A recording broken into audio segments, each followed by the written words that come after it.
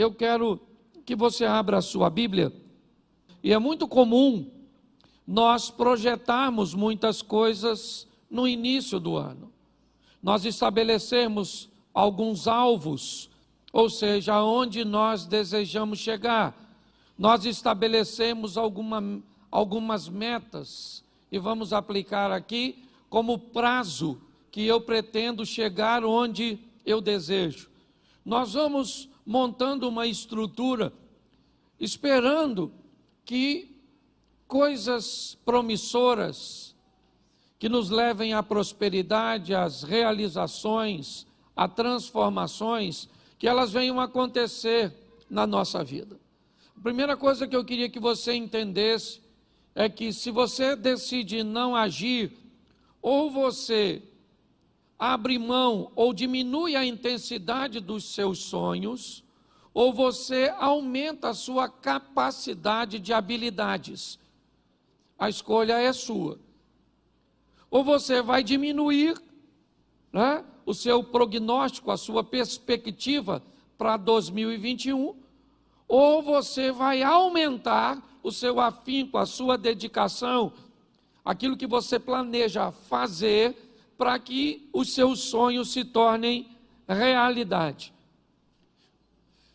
É muito importante nós olharmos para esse início do ano, porque eu acho que muitos de nós já estamos aí, se não todos, estabelecendo algumas coisas que pretendemos fazer ao longo desse período.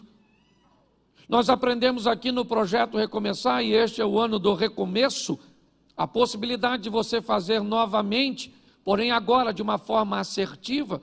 À medida em que somos mais novos, a nossa margem de erros podem até ser um pouco maiores, porque nós ainda temos condições, muitas vezes, de contorná-las. Mas à medida que a idade vai chegando, inevitavelmente, nós não podemos nos dar o luxo de cometer erros, porque alguns erros podem custar a vida inteira para consertá-los.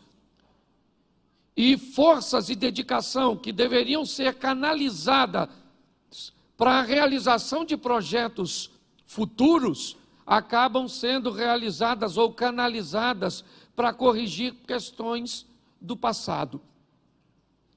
Quando nós olhamos para esses estilos de vida, porque alguns vivem assim, consertando erros do passado, gastando suas energias, formatando o seu posicionamento de vida em oferecer perdão, em receber perdão, em corrigir, em pagar dívidas, em viver situações que têm a ver com aquilo que fizeram lá atrás. Outros estão vivendo situações onde estão trabalhando para que coisas ou realizações aconteçam. A opção, ela é nossa.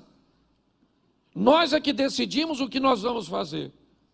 E hoje eu quero mostrar a vocês coisas bem simples, né? Algumas diretrizes do início, talvez algumas descobertas que possam nos despertar a reavaliarmos, a reposicionarmos nossa vida. Eu costumo dizer que existem 3 máximas na vida de um ser humano. A primeira e mais importante delas: onde eu vou passar a minha eternidade. Não tem nada mais importante que isso. A vida aqui é passageira, passa rápido. Hebreus 9, 27, ao homem está determinado morrer apenas uma vez, vindo depois da morte o juízo. Salmo 90, verso 10, certo? O homem vive 70 anos, se for robusto, ele vai até os 80, onde a maioria dos dias são canseira e enfado, porque tudo passa rapidamente. A Bíblia está nos dando uma direção: a sua vida é única, a sua vida é curta e a sua vida é rápida. Você não tem margem de erros. Nós precisamos ser cautelosos, seja prudente como as serpentes e simples como as pombas. Vigiai e orai, a vigilância precedendo um sistema de defesa, para que venhamos fugir do erro. Porque, como eu digo e disse, nós podemos gastar muito tempo para corrigi-lo. Quando olhamos para isso, o que eu quero mostrar a você hoje é que nos 4 capítulos da Bíblia, no início, nós vamos descobrir algumas coisas que eu gostaria de pontuar para você. Entendendo que a Bíblia tem duas preocupações. Uma e principal, com vida eterna. Por isso a primeira máxima é onde eu vou passar a minha vida eterna. Segunda máxima de um ser humano, o que eu vim fazer aqui na terra? Minha missão. Missão é algo que está altamente integrado com identidade. Quem não descobre o que veio fazer, tem dificuldade de saber quem é. Pessoas confusas no que diz respeito às suas identidades, inevitavelmente, elas têm problemas, certo? Com sua missão. Quanto mais rápido você descobrir o que você veio fazer, qual é a sua régua de medida, você para de usar a medida dos outros para estabelecer a sua. E terceira máxima, com quem eu vou viver aqui na terra? Seu casamento. Para mim são as três máximas que regem a vida de um ser humano. Onde eu passo minha eternidade, qual é a minha missão, que automaticamente vai revelar minha identidade, e com quem eu vou casar. Ok? Então, se você casar errado, e essa vai para os solteiros, porque se você casou já, hashtag chupa essa manga. Ok? Mas se você é solteiro, preste atenção nesse negócio. Certo? Quantos solteiros tem aqui? Levante a mão. Isso, Deus te conserve, te abençoe. E se você conseguir viver desse jeito, viva. Se cansar de ser feliz, vem sofrer com a gente. Ok? Então preste atenção. A Bíblia tem uma preocupação importantíssima. Vida. Jesus disse, eu vim para que tenham e a tenham em isso. Duas coisas Jesus veio nos oferecer de forma muito eficiente. Uma, vida eterna. Ele veio para vencer o poder da morte e do caos e fazer com que o nosso nome seja escrito no livro da vida. Ok? Segunda, ele veio para nos oferecer uma vida abundante aqui na terra, onde nossa margem de erro diminui, para que possamos potencializar nossas ações em realizações futuras. Mas eu comecei a observar que os inimigos da humanidade, eles são antigos. Que quando nós olhamos para os primeiros capítulos da Bíblia, nós já vamos receber algumas direções, que se respeitarmos e colocarmos em prática, vamos ter uma qualidade de vida legal. Por favor, entendam o que eu vou dizer. Ah, pastor, o mais importante para mim é ir para o céu. Não é para você que é isso que é mais importante, é para todos os seres humanos. A coisa mais importante é a nossa salvação. Só que tem algum valor agregado nisso, que nós precisamos decidir se queremos para a nossa vida ou não. E pior, se não queremos, não marginalizar e não penalizar com posturas e posicionamentos incorretos de quem resolveu aceitar. Quando Jesus diz, eu vim para que você tenha vida e tenha vida em abundância. Esse texto refere-se à vida terrena, porque a vida celestial, ela já é abundante. Se você se prender e dizer para mim ou para qualquer, pastor, meu negócio é ir para o céu, eu não estou preocupado com outra coisa, não tem problema nenhum, até porque você resolveu escolher uma parte extraordinária, buscar primeiro o reino e a sua justiça. O restante tudo é passageiro. Então você tem todo o direito de dizer, pastor, eu não quero saber de prosperidade, eu não quero saber de felicidade, eu não quero saber de nada. Eu quero saber que meu nome está escrito no livro da vida e eu já estou satisfeito, estou só esperando Jesus voltar ou eu morrer. E está joia. Tem algo de errado nisso? Claro que não. Só que a Bíblia também diz que Deus nos oferece aqui nessa terra vida abundante. Jesus disse isso a Pedro. Se você abrir mão, certo, por minha causa, você recebe 100 vezes mais aqui na terra. Então, como é que nós conseguimos alcançar esse estilo de vida de alta performance, de resultados extraordinários? em todas as áreas. E por favor, tira esse R cifrão da frente, porque parece que quando a gente fala isso, todo mundo já pensa logo em ficar rico. Nós estamos falando de prosperidade. Riqueza é ter muito de uma coisa só. Prosperidade é ter o suficiente de tudo. E é isso que nós estamos oferecendo. Então, se nós temos duas vidas, até porque a Bíblia diz em Apocalipse que aquele que vencer não sofrerá o dano da segunda morte. Ok? Então nós temos duas vidas, uma aqui nessa terra, que Deus preparou para nós, e com a sinalização de Canaã, uma terra que mana leite e mel, uma terra de prosperidade. Se nós olharmos para uma visão de pobreza e de miséria, qual é a ideia do céu? Rua de barro, umas casinhas simples, uns puxadinhos, um calor infernal. A promessa é que ruas serão a promessa são de mansões celestes. Então você não venha querer enfiar na minha cabeça.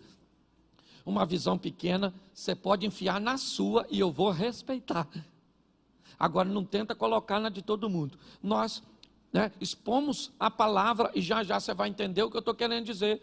Mas no final das contas é você que escolhe. Então, se você quer ser próspero, não fale mal de quem não quer.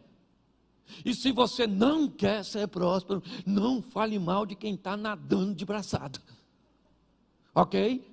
Porque hoje, às vezes, o que acontece é isso. Um vai para uma extremidade e fala mal do outro.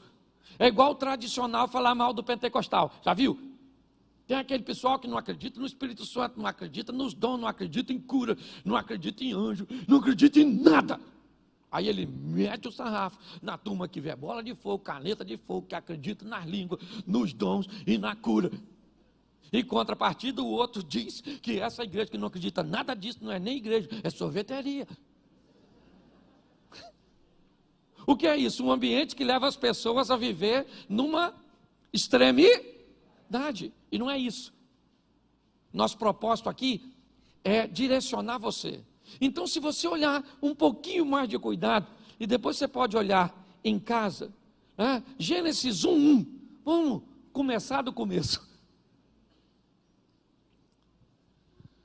No princípio, criou Deus os céus e a... Lê de novo. Agora fica melhor. Não, volta lá, que é para ficar melhor a leitura. Vamos lá, gente. Feche seus olhos. Senhor nosso Deus e Pai, em nome de Jesus, nós queremos te agradecer por tua palavra, continua falando conosco. Usa-me, ó Pai, como um canal de bênção nesta hora, em nome de Jesus. Amém. Glória a Deus. Amém?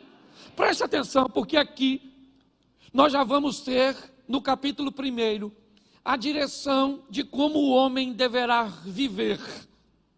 Nós somos criados, ou fomos criados, à imagem de Deus. Vamos lá. O texto diz: no princípio criou Deus os céus e a terra era sem forma e vazia, e o Espírito de Deus pairava sobre a face das águas. E disse Deus: haja luz, e houve luz, e viu Deus que a luz era boa, e fez separação entre as luz e trevas, e Deus vai começar, haja uma porção seca no meio das águas. Preste atenção, porque o que Deus está dando direção é o estilo de vida que Ele vai pedir que nós venhamos a viver. O que é a fé? A fé é o firme das coisas que não mas que se esperam. A Bíblia diz que o justo viverá pela fé. E se a fé é o firme fundamento das coisas que não se veem, mas que se esperam, Deus está criando o mundo utilizando uma coisa que vai pedir que nós tenhamos. O que é? O que é? Fé. E disse Deus: haja. A luz existia, mas passou a existir. Deus começa a chamar à existência as coisas que não existem como se ela já existisse. Quando nós olhamos o início do Gênesis, é ali que nós vamos entender que estilo de vida nós precisamos trilhar. Porque presta atenção, o justo vai fazer o quê? O justo vai fazer o quê? Viverá. Presta atenção. A fé para nós não é um momento. A fé para nós é um estilo de vida. O justo viverá pela fé. Ah, pastor, eu não sou justo porque eu sou pecador. Quando a Bíblia diz o justo viverá pela fé, ela está querendo dizer o justo é todo aquele que foi justificado por Jesus, não aquele que não tem erros. Cuidado com a aplicação literal de uma palavra que ela pode atrapalhar a sua vida. O que é um justo na Bíblia? Quando a colocação é: Jó era um homem justo, sim ou não? Sim ou não? Mas ele cometia erros, sim ou não? Sim, mas a Bíblia diz que ele era justo. Qual era a justiça desse homem? Acreditar que havia um Deus cujo qual ele servia. O que a Bíblia está nos dizendo no capítulo 1 é: nós precisamos entender que o nosso estilo de vida vai ser de fé. A nossa vida vai depender da nossa fé. Ou seja, aquilo que faz com que acreditemos em coisas que ainda não aconteceram, mas nós temos certeza de que o nosso Deus está no controle de tudo e Ele vai agir a nosso respeito. Amém? Sem fé é agradar a Deus. O modelo de criação é baseado na fé. Eu não estou dizendo que Deus tinha fé, eu só estou dizendo que Ele está utilizando uma forma de criação para nos ensinar o que é fé. Chama as coisas como se elas já existissem. Jesus disse isso, quando foi resolver o problema de Lázaro. Eu bem sei que tu sempre me ouves, mas eu estou fazendo dessa forma para oferecer exemplo para outras pessoas. Então, o que a Bíblia está formatando no início aqui? Nós vamos viver uma vida de fé, onde mesmo que as coisas não estejam acontecendo como nós esperamos ou esperávamos, nós cremos que Deus está onde sempre esteve, no trono de sua glória, no controle de todas as coisas. Você está entendendo? Quem acredita nisso, vive o sobrenatural, e quem não acredita, fica esperneando para resolver muitas vezes problemas simples. O modelo que Deus nos pediu é de fé. Mas, quando nós vamos olhar um pouquinho à frente, nós vamos aprender uma coisa muito interessante. Nós vamos aprender a apresentação do nosso adversário. Seria muito fácil se nós recebemos essa informação e fosse só levar adiante para colocarmos em prática. Mas quando nós vamos olhar o capítulo 3 de Gênesis, o que a Bíblia vai fazer é, se no capítulo 1 ela nos apresenta quem é Deus, no capítulo 3 ela apresenta quem é o adversário, Satanás, o nosso opositor. Eu vou dizer para você com muita propriedade: se você é daquele que acredita em Deus e não acredita no diabo, você vai ter sérios problemas. Porque uma das coisas mais importantes na nossa caminhada de fé é entender que tem alguém que vai se opor a nós, que ele é mais forte do que nós, mas não é mais forte do que o nosso Deus. Reconhecer como nosso adversário trabalha, reconhecer quais são suas armas, reconhecer como ele ataca, vai nos dar uma grande vantagem sobre Satanás. A Bíblia nos dá algumas informações, e pastor, onde Satanás está nos primeiros capítulos? Na serpente, na figura da serpente, que tem um propósito, certo? De fazer com que o homem se perca. Quando nós olhamos, eu vou te mostrar alguns textos. 1 Pedro, capítulo 5, verso 8, coloca aí para a gente. fica numa tradução só no telão, é mais fácil. Presta atenção a algumas informações. Sede sóbrios, vigiai, porque o diabo, o vosso, isso, anda bramando como? Buscando a quem possa. O diabo é o nosso amiguinho. Amiguinho? O diabo é o nosso que busca uma ocasião para nos tragar. E o que ele vai usar para nos tragar? Para ele os fins justificam os meios. O que você precisa para ir para o inferno? É muito dinheiro? Toma, isso aí. Escutei, até com a máscara. Certo? O que você precisa? De uma mulher bonitona, maneirona. Uma mulher feia você até resiste. Mas se for cavala, tudo. Um homem, se for um meio homem, você até resiste. Mas se a senhora se depara com aquele, o que ele precisa? Botar na sua vida para te desvirtuar. A Bíblia diz que ele é seu isso aí, seu Aí eu acho o maior barato que tem uns crentes que dizem assim, olha, eu tenho respeito pelo Satanás, eu vejo uma macumba, eu faço o sinal da cruz, e eu, está amarrado, em nome de Jesus. Tem uns crentes muito maneiros. O diabo, ele não tem que ter o seu respeito, nem a sua admiração, nem nada seu. Ele é seu ele quer matar você, seu casamento, seus negócios, sua família, seus filhos, mas em Cristo Jesus ele está debaixo dos nossos pés. Amém? Agora eu tenho que saber, a Bíblia diz, sede sóbrio. O que é sóbrio? Lembra do João Canabrava? Sóbrio, uma mente que não esteja dopada. Ou do João Canabrava, dopada pelo álcool. Pastor, eu nem bebo, louvado seja Deus. Mas às vezes a religiosidade é uma toxina que entorpeceu a sua mente.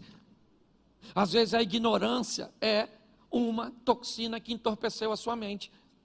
Nós precisamos entender que a Bíblia diz, sede, até porque para você vigiar você tem que estar em alerta. Porque o diabo é o vosso adversário. É isso que a Bíblia está dizendo. Vamos lá? Atos dos Apóstolos 13:10. Apóstolo Paulo. Olha que coisa legal. Atos 13:10. Bota aí. Lê para mim aqui. Filho do. Sabe o que Paulo está falando? Que ele mais é filho do. Quem foi que falou isso? Eu já subi nesse púlpito para falar que na igreja tem uns filhos do diabo. Quase cortaram meu pescoço. Pastor, aqui na igreja ninguém é filho do diabo, todo mundo é filho de Deus. O Paulo está falando que tinha filho do diabo. E se tinha filho do diabo lá, tinha ou não tinha? Tinha ou não tinha? E tem filho do diabo perto da gente às vezes, sim ou não? Sim. É só você olhar as atitudes que definem a paternidade. Eu preciso preparar você, porque às vezes a gente pensa, certo? Que todo mundo é gente boa. Deveria ser, porque a imagem é semelhança de Deus. Mas tem uns irmãos, nem posso chamar de irmão, tem uns parentes nossos, entendeu? Que deve ser filho do adultério. Uns filhos do Satanás. E às vezes eles estão onde? Dentro da igreja. Porque tem joio no meio tem cabrito no meio das. Isso aí, gente. É isso aí. A palavra está forte que a criança se sentiu. Não, é assim mesmo. Ok? Então entenda bem. A Bíblia tem filho do diabo no seu trabalho. Tem ou não tem? Na rua onde você mora, na igreja que você frequenta, na sua família, os filhos do diabo que é parente. Ou seja, é só nós mudar o comportamento que vira filho do diabo também. Então, por favor, quando eu falo isso, e falo isso de uma forma mais veemente na igreja que eu pastoreio, para você que está assistindo, aqui é a igreja que eu sou pastor. Então eu falo, e aí na internet também tem. Filho do diabo. Achou que era só aqui onde eu estou pregando? Também tem. Porque tem em todo lugar. O diabo tem funcionário. Às vezes, não full time. Tempo integral. Mas às vezes freelance. Os motoboys do Satanás. Os Uber. Faz um serviço assim. Sabe? Nós precisamos entender, Ele é nosso o nosso Deus é o Todo-Poder, o Criador, amém? Isso, que nos ensina a vivermos pela fé, ter uma vida de fé, e não um momento, ok? Fé é o quê? Acreditar naquilo que ainda não é concreto, mas nós cremos que vai acontecer. Posso ouvir um amém da igreja? Isso. Dizem que não tem cura para a doença que você está enfrentando, mas você acredita que tem, Deus vai liberar uma palavra e a cura vai acontecer. Está num ambiente onde todas as portas estão fechadas e a situação econômica do país não gera possibilidade de que você se reintegre no mercado de emprego e que as coisas... Isso é todas as informações que os olhos veem, mas os céus é mais poderoso do que tudo isso e abre porta onde portas não existem, porque nós vivemos pela fé. E agora a Bíblia está dizendo, o diabo vosso adver tem filho. Entendeu? Tem filho. João 10:10. João capítulo 10, verso 10. O ladrão não vem senão roubar, a matar e a... que essa frase foi dita por Jesus, ok? O que ela está definindo é o perfil do nosso adversário. Primeiro, nós temos um. Ele não é amiguinho, não é irmãozinho, não é personagem aí das séries televisivas, Lúcifer, um diabinho maneiro. Ele não é o fantasminha, como é que é o nome dele? O Gasparzinho. O Satanás quer matar você, destruir você, e eu também. Mas nós não vamos dar mole, porque a Bíblia diz ser de sóbrio e vigie. Isso. Porque o diabo está porque o Senhor dará ordem aos seus, para que se acampe e o diabo vai ficar e Deus vai ficar Isso aí. O máximo que o diabo vai fazer é assim, ó.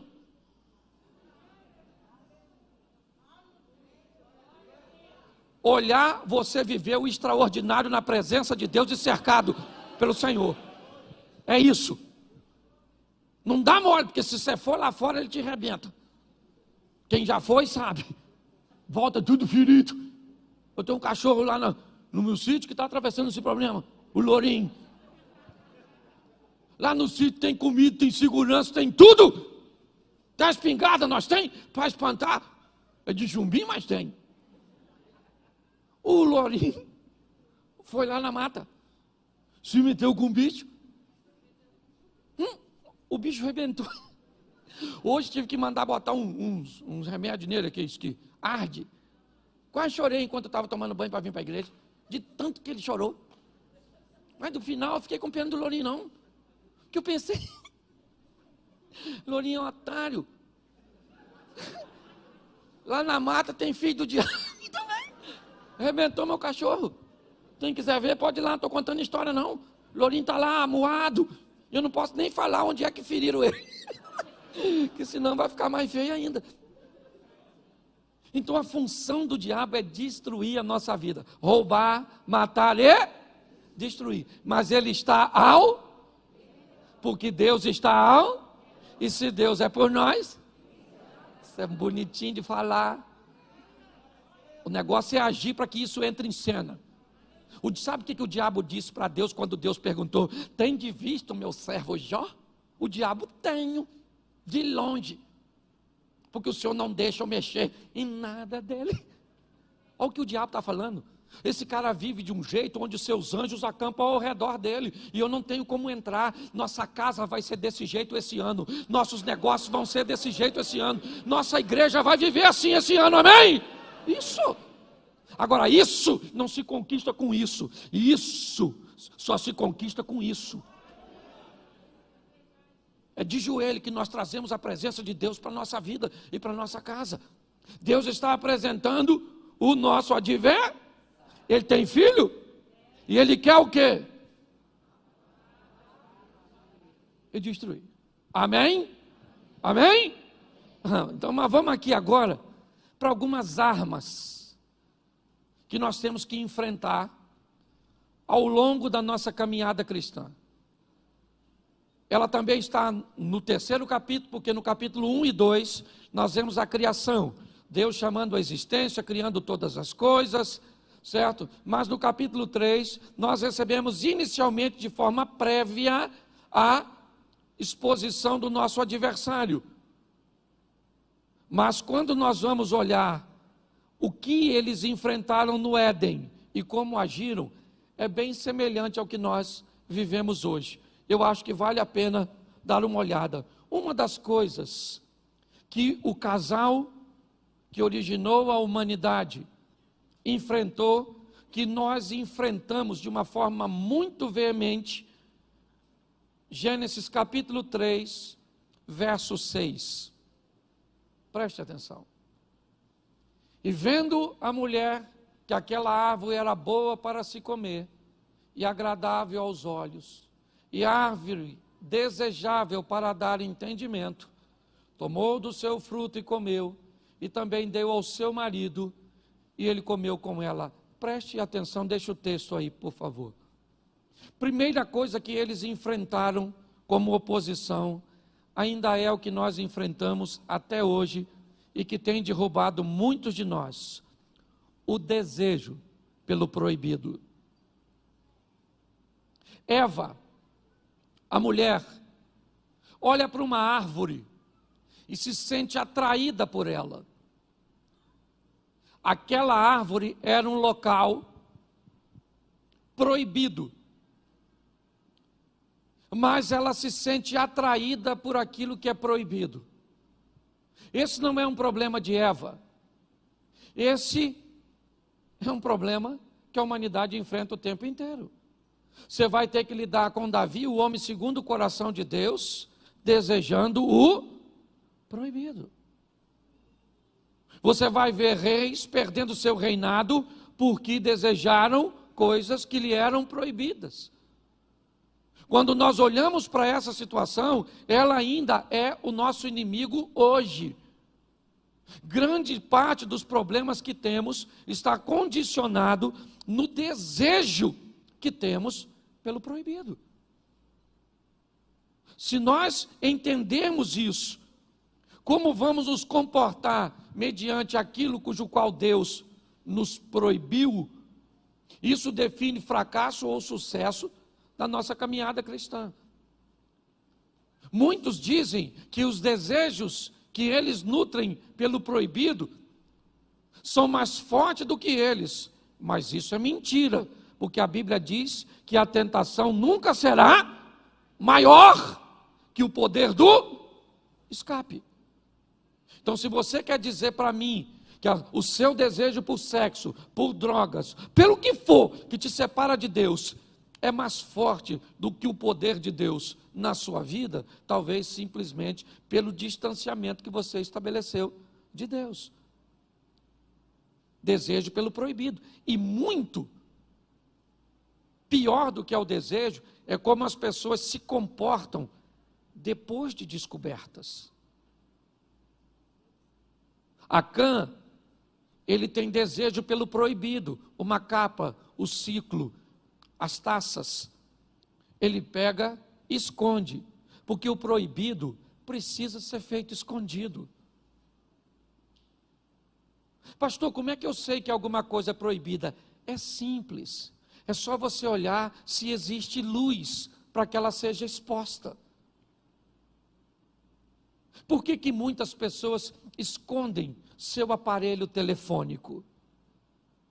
Por que pessoas que deveriam oferecer acesso a todos, a seus, uma parte de seus dados? Eu entendo que tem informações de negócios, business, certo? Muitas pessoas, mas grande parte enfrenta problema por quê? Por causa do proibido. E se alguém faz algo proibido, é como Eva. Primeiro, olhando aqui, até mesmo para o Éden, apesar de nós olharmos inicialmente e ver apenas um casal, as coisas ainda continuam do mesmo jeito. Todas as vezes que fazemos algo, que queremos algo, fazer algo de errado, o número de pessoas que temos para desabafar ou abrir o nosso coração é muito pequeno. Porque nós temos medo. Quantas vezes Noé viu seu filho Cã pelado, nu? Mas bastou o filho ver o pai uma vez nu e foi lá fora e contou para os outros. Hoje, muitos de nós nos sentimos atraídos por situações proibidas.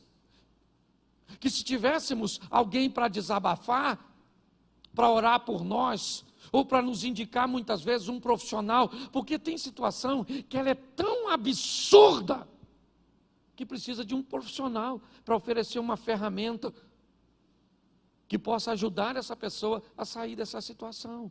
Mas não, elas vivem em looping de remorso e a mesma postura, sabe?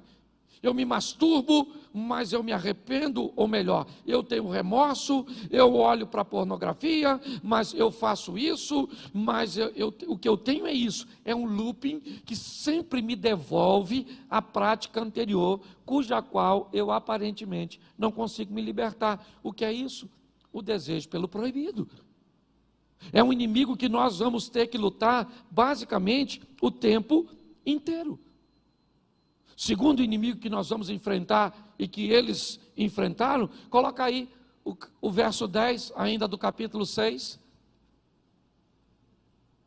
E ele disse: ouvi a voz soar no jardim e temi, porque eu estava nu e escondi-me. Presta atenção, porque esse é um dos maiores adversários da humanidade, o medo.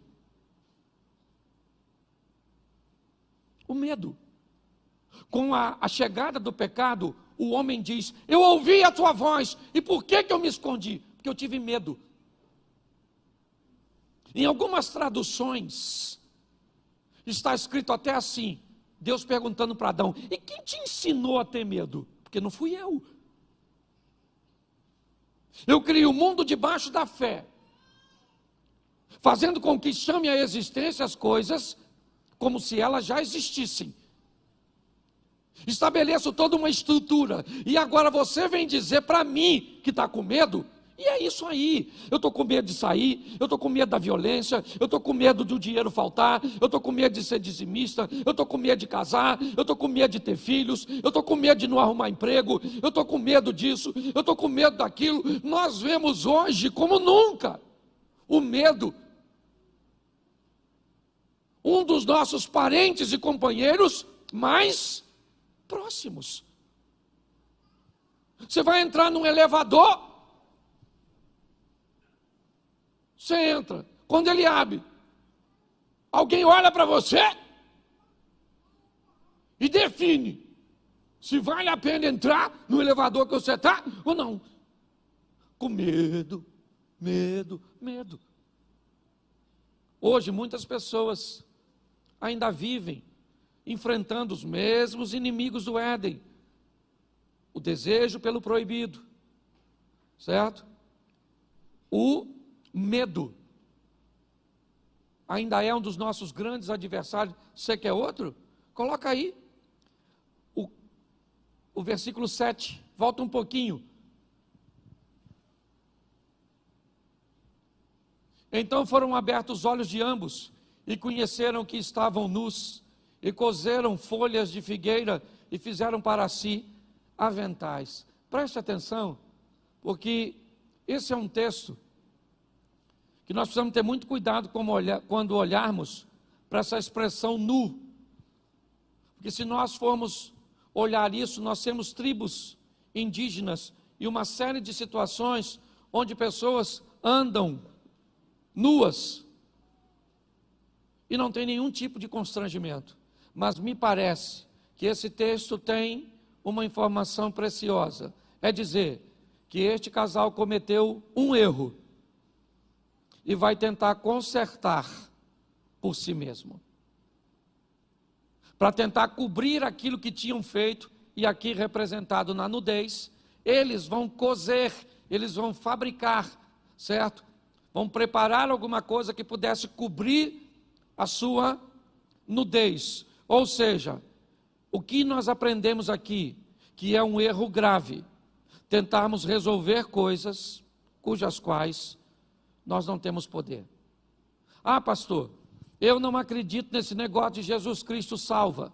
Eu acredito que eu tenho que ser bom, eu tenho que fazer o bem, eu tenho que ajudar as pessoas, eu tenho que cuidar das pessoas. O que é isso? É fazer folhas de figueira para cobrir a própria nudez.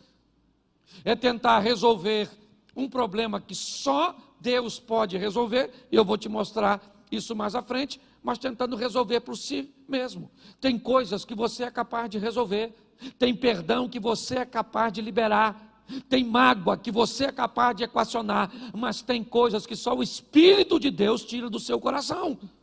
Tem coisas que só Deus pode fazer por você, e muitos cometem o erro de achar que são capazes de resolver todas as questões. Não, aquilo que você pode resolver, não faça corpo mole, resolva. Tem coisas que vai mudar seu casamento e que não é Deus que vai fazer, é sua decisão. Tem coisas que não vão mudar sua situação financeira, não é Deus que vai mudar, é a sua maneira de administrar, é a sua maneira de lidar com os recursos que chegam até você. Precisamos entender que esse ainda é um dos grandes problemas. Pessoas que tentam resolver tudo do seu próprio jeito. Ah, é? Você magoou sua mulher e agora você acha que ajoelhar lá e pedir perdão vai consertar tudo? Tenta, irmão. É isso. É dessa forma. Ah, então você fumou 20 anos da sua vida e agora você está com enfisema pulmonar, com câncer no pulmão, e agora você vem para a igreja e você vai dizer: "Oh Senhor, o Senhor me cura". Ele tem poder para curar, sim ou não? Mas se ele não curar, quem foi que causou o problema? Você mesmo. Nós temos que ter maturidade para entender erros que não precisamos cometer. Quando nós olhamos, é essa questão que muitas pessoas enfrentam. Ainda o desejo pelo proibido, o medo, certo? E ainda tem algo mais interessante para observarmos. Verso 12. Então, o que Adão vai dizer isso para quem, você sabe? Para quem? Para quem Adão vai dizer isso? Lê o texto primeiro. Para quem Adão vai falar? Olha como é que Adão é maneiro, o nosso ancestral. Olha que cara extraordinário. Lê para mim.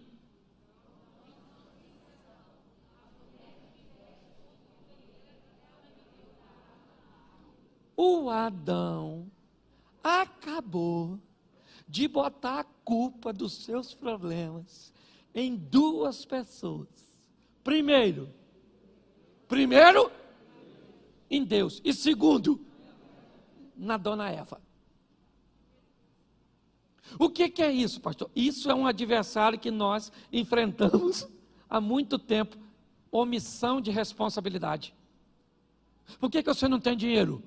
Por causa do Bolsonaro. Por causa do Lula. A Dilma. Por quê? Por que você não casou?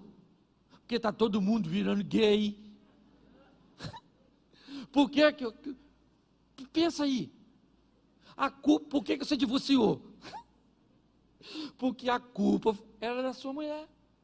Aquela praga, aquela peste, que o senhor não tolerava. Botar a culpa nos outros, gente. Eu aprendi uma coisa naquele gabinete. Se você só ouvir a versão do Chapeuzinho Vermelho, o lobo sempre vai ser mau. Eu já escutei a visão da Chapeuzinho Vermelho. Quando o lobo foi lá, eu achei que ele era Chapeuzinho Vermelho. Eu achei que tinha trocado. Porque se tem uma coisa que as pessoas gostam de botar a culpa nos outros. Por que você não estuda? Por que você não trabalha? Isso aí. Por quê? Você não estuda porque não tem colégio. Entendeu? Você não trabalha porque está muito difícil. Você não é alguém que vai fazer qualquer coisa. Você é alguém que não pode trabalhar para ganhar 2, 3 mil. Isso é uma miséria. Você é alguém que vem nesse mundo para ser um cientista. Você só esqueceu da inteligência. Deixou no seu ponto de partida. A omissão ainda é um problema. Gente, não dá para ser. Por isso que Davi é chamado. O dia que o Davi, deixa eu lembrar você aqui. Lembra que o Davi olhou a Batseba tomando banho, chamou a Batseba, vem aqui Batseba, chega aí maneira. E tal, passou o serão na Batseba, e aí Batseba engravidou. Porque Deus também não dá mole não. Pegou uma vez, parece, engravidou.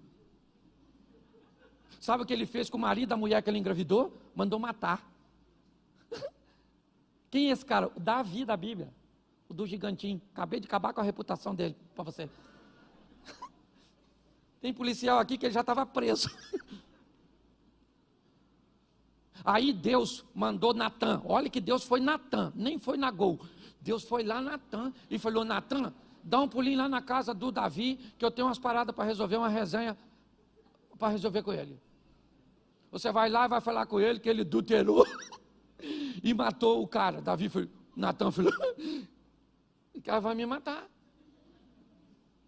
Deus falou: não, conta uma historinha para ele. Aí o Natã chegou lá, contou uma historinha, né? E eu acho maior barato, porque o Natã falou assim: olha Davi, deixa eu falar uma coisa com você, aqui no seu reino tem um homem que tem uma ovelhinha, e o outro tem 100. Aí vem um viajante para comer na casa desse homem que tem 100 ovelhas. Davi, sabe o que ele fez? Pegou a ovelha do vizinho que tinha uma só e comeu. Davi falou: o quê? Isso é um absurdo, um assinte. Quem é esse homem? Natã falou: tem espelho aí, irmão? Esse homem é? Aí Davi falou: ai, pequei. Ah, Frozinho, preste atenção. Quando ele descobriu que estava errado, a primeira coisa que ele fez foi o quê? Salmo 51, ainda que os meus pecados, certo? O Senhor pode me dar um coração novo, uma vida nova. O cara se arrepende. Como é que nós vamos mudar de vida se o culpado não somos nós, é sempre os outros? É o seu pai que quer acordar você cedo. E cedo você não funciona, porque você só pega depois de meio-dia. Devia ser filho de príncipe em outra vida, se ela existisse. Não, te garanto que deve ter vivido mendigo em outra época. Responsabilidade. Quem é o maior responsável? Aliás, deixa eu falar uma coisa para nós que somos pentecostal. Quem é o maior profeta da nossa vida? Quem é o maior profeta da nossa vida? Fala assim: eu. Isso. Eu sou o maior profeta. Sou eu que mando mensagens para o futuro a respeito de mim mesmo. Com o quê? Com as decisões que eu tomo, com meus posicionamentos, com minha vida com Deus. O futuro está aguardando você fazer por Ele o que você nunca fez, para Ele te dar o que nunca te deu. Está na hora, gente, nós vivemos o incrível, o extraordinário, o sensacional. Alguém parar para olhar para tu e diz: menino, tu deu sorte. Sorte é o esforço que o preguiçoso não quer fazer para alcançar o que deseja. E aí é só você ser bem sucedido. Nossa, Deus tem uma panela, é 5 colheres, é 5. Deus não gosta de mim não.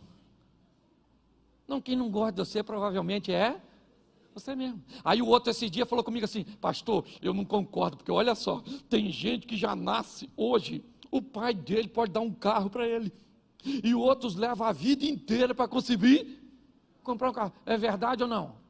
É ou não é?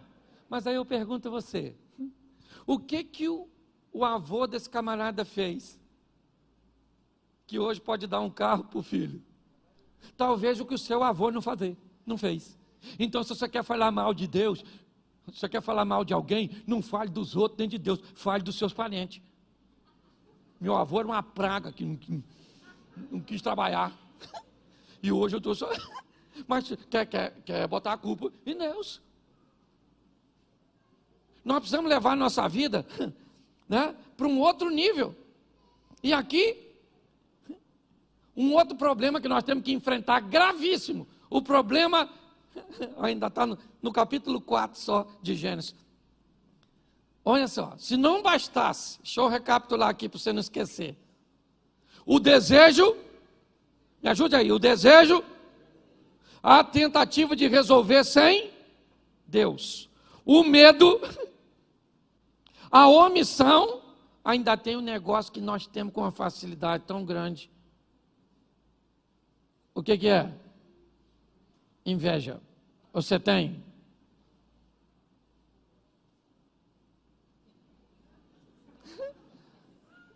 Menino, vou falar uma coisa para vocês aqui, vocês não contam para ninguém. Esses dias estou eu olhando minha rede social, quando de repente passei assim no Instagram, de uma pessoa, menino,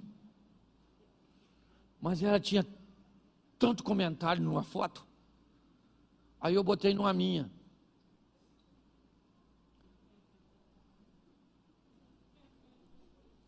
Comentário quase nenhum. Eu fiquei com a raiva. De quem? De quem? Isso me ajuda aí. Porque só eu que tenho inveja. Ninguém tem. A história do Caim e Abel ainda continua na nossa vida o tempo inteiro. É a gente medindo a nossa vida pela régua dos outros. Pare de ficar olhando o que está acontecendo na vida dos outros e trabalhe para as coisas acontecerem na sua vida. Eu estou falando para você, estava eu lá olhando. E esse movimento, até criança de 1 ano já está fazendo. Você entende? Inveja. Inveja. Lembra? Eu já contei isso aqui, já estou terminando já. Eu fui viajar, eu não gosto de falar cidade porque é complicado. Né? Esse dia o Elvis veio aqui e falou que uma praia parecia um valão, que eu falei, quando ele aparecer lá, o nego vai matar ele. Eu fui numa cidade pregada do interior do Nordeste e teve um apagão na cidade. Não é, foi esse que teve agora no Amapá, Macapá, alguma coisa assim. Anteriormente, já tem um tempinho. E teve um apagão, e era no Nordeste. O Danilo Gentili fez uma brincadeira, dizendo lá no Nordeste já não tinha água. O pessoal queria matar ele lá quando eu fui. Perguntou até se eu conhecia. Eu falei, não ando com esse tipo de gente que fala essas coisas. Tive que me esquivar. Certo? Então tem que ter cuidado. Mas eu estava numa cidade dessa aí, e o cara falou comigo assim, pastor, você não quer andar na minha lancha? Eu nem estava muito afim, mas lá é quente. Pensa num lugar assim, que você anda na rua, parece que você vai encontrar o Sadraque, o Mesaque e o Abednego. Sabe? O pessoal de lá, se for para o inferno, vai pedir uma blusa de frio. Por isso que eu não posso falar a cidade. Eu falei, eu vou. Menino, o cara me botou numa lancha, mas pensa numa lancha. E mandou eu deitar-se na frente, eu deitei, parecia aqueles modelos. E o cara com aquela lancha, eu falei, Jesus do céu. Aí no final, quando ele parou a lancha, que eu achei que já tinha acabado, ele falou, você quer me dar uma volta no meu jet ski? Eu falei, que é isso, irmão? Eu falei, você andar nisso não? Ele falou, é fácil. E fui eu andar num tal de um jet, gente. Se você acha que dinheiro não é para você, anota o número da conta aí, para você depositar na minha. Porque eu fiquei fascinado com aquele jet ski. Mas fiquei. Aí no final eu falei para ele, rapaz, jet ski maneiro. Ele falou, compra um para tu, pastor. Eu falei, que é isso, rapaz? Esse troço é muito caro. Ele falou assim, que caro nada. Quando ele me falou o preço, eu falei, rapaz, negócio maneiro. Saí de lá com a ideia de comprar um jet ski. Cheguei em casa, fui contar para quem? Para a esposa. Certo? Não sei se contar ou pedir autorização. Contar é uma maneira masculina de defender o território. Falei para minha mulher, filhas, eu vi um negócio super maneiro. que eu vou comprar para a gente. Ó, fui eu que andei, já disse que era para nós. Já dá uma confusão danada, né? Ela falou o quê? Eu falei, um jet ski, menina. É extraordinário. E ela me fez uma pergunta que eu não tinha parado para pensar. Para nós andar onde, Cláudio? Eu falei, você sabe que eu não sei? Eu só queria ter. Porque na maioria das vezes nós queremos coisas que nós, na verdade, não. Mas só porque os outros, ainda é um problema nosso. Está assim de gente endividada porque compra o que não precisa para pagar com dinheiro que não tem, para mostrar para quem não gosta. E o culpado quem é? Satanás, devorador. Tem gente que está com o nome mais sujo que o do Satanás. Serasa. Você está rindo de quem? De mim? Mas você sabe o que é mais legal de tudo isso? É que apesar da inveja, da omissão de responsabilidade, do medo, da tentativa de resolver sozinho e dos desejos proibidos, por causa disso, lá no Éden, Deus expulsou o homem. Mas antes de expulsar, coloca o versículo 21, por favor.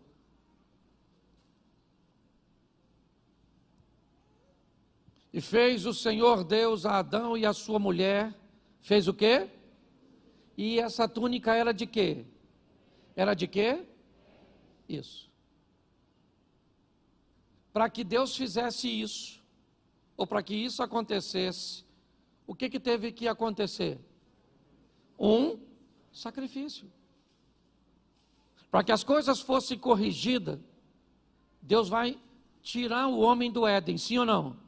Mas vai dar uma proteção para ele. Aquilo que ele tentou fazer com as folhas, Deus vai fazer com a morte de alguém.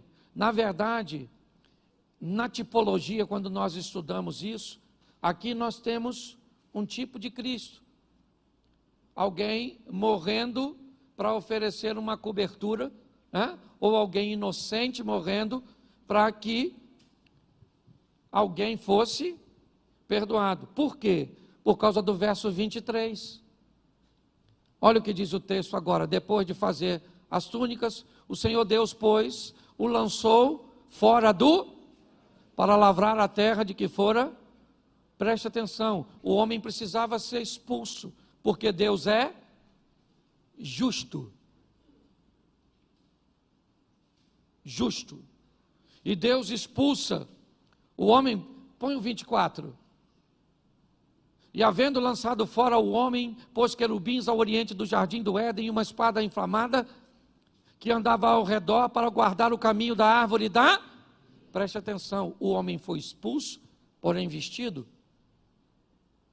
Ou seja, com sangue sendo derramado para que ele pudesse ser coberto, numa postura do Velho Testamento, para que ele não tivesse mais acesso à árvore da vida. Só que se Deus é justo, o pecado entrou por quem? Quem deu margem ao pecado? Adão. Sim ou não? Sim, eu tenho uma palavra que eu falo que para mim foi um erro de comunicação. Quando Eva está conversando com o Satanás, é fácil descobrir que ela não entende do que está falando. As informações que Adão deu a Eva, no que diz respeito a que ele recebeu, não eram fidedignas. É fácil notar que Eva não sabe o que ela está conversando, ou o que ela está defendendo, o que ela está afirmando para Satanás. Por isso, ela acaba perdendo a batalha. Quando nós olhamos para esse momento, o que nós vemos? Por um homem, ou seja, por Adão, o pecado entra no mundo. E Romanos 5,19, se a justiça vai acontecer, ela tem que ser desse jeito.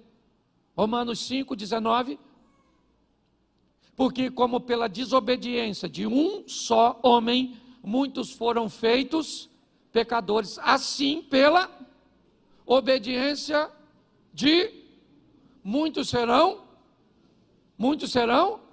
Por isso, Jesus não pôde usar nenhum de seus poderes para coibir o pecado. e a pressão que a desobediência exercia sobre ele na carne. Porque se o pecado entra por um homem, e Deus é justo, esse homem que veio tirar tem que ter a mesma capacidade mental, o mesmo poder que esse que permitiu a entrada, senão não há justiça. Só que Apocalipse diz uma coisa e eu termino aqui, Apocalipse 2:7, por causa deste homem, certo, da obediência deste homem, nós podemos fazer parte ou trazer esse texto para a nossa vida. Quem tem ouvidos, ouça o que o Espírito diz às igrejas. Ao que